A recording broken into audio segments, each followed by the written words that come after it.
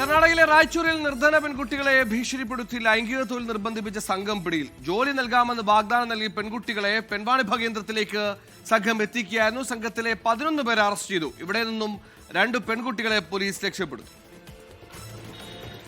തൊഴിൽ രഹിതരായ യുവതികൾക്ക് ജോലി വാഗ്ദാനം ചെയ്ത് പ്രലോഭിപ്പിച്ച് ലൈംഗിക തൊഴിലിൽ ഏർപ്പെടാൻ പ്രേരിപ്പിച്ച സംഘത്തെയാണ് കർണാടക പോലീസ് പിടികൂടിയത്.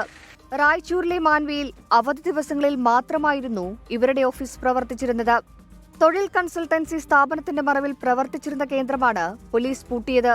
നിർധനരായ യുവതികളെ കണ്ടെത്തുകയും തൊഴിൽ തരപ്പെടുത്തി നൽകാമെന്ന് വാഗ്ദാനം ചെയ്തുമാണ് സംഘം പ്രവർത്തിച്ചതെന്ന് പോലീസ് വ്യക്തമാക്കി. തങ്ങളുടെ അടുത്തെത്തുന്ന യുവതികളെ പിന്നീട് ഭീഷണിപ്പെടുത്തി ഇവർ ലൈംഗിക തൊഴിലിലേക്ക് നിയോഗിക്കുകയായിരുന്നു.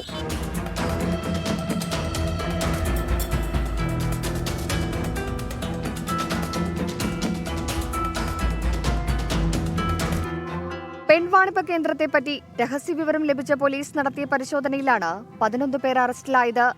മാൻവിയിലെ ഇന്ദിരാനഗർ സ്വദേശി തായപ്പ് എന്നയാളാണ് സംഘത്തിന്റെ സൂത്രധാരനെന്ന് പോലീസ് വ്യക്തമാക്കി. പോലീസ് പരിശോധനയ്ക്കെത്തുമ്പോൾ 2 യുവതികൾ ഇവിടെയുണ്ടായിരുന്നു. ഇവരെ രക്ഷപ്പെടുത്തി റെസ്ക്യൂ ഹോമിലേക്ക് മാറ്റി. സംഘത്തിന്റെ പ്രവർത്തനത്തെക്കുറിച്ച് വിശദമായ അന്വേഷണം ആരംഭിച്ചതായി മാൻവി പോലീസ് അറിയിച്ചു. മറ്റിടങ്ങളിലും സമാന രീതിയിൽ ഇവർ പെൺകുട്ടികളെ വലയിലാക്കിയിരുന്നോ എന്നും പരിശോധിക്കുകയാണ്. 24 ബംഗളൂരു.